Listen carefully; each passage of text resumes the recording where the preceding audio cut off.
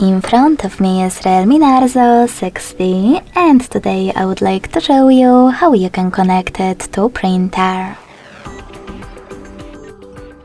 Begin by going into settings and tapping on connection and sharing. Now select print. Click on default print service. And wait!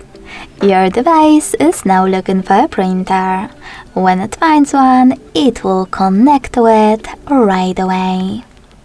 If you wish to disable this service and use a different one, tap on the blue switcher next to default print service. Go back. Tap on Add Print Service and install the best one for you. When your new service is ready, go back to the same print settings.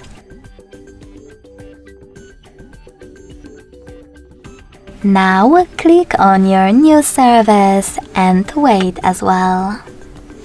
Thanks so much for watching. If you enjoyed this video, don't forget to leave a like, comment and subscribe.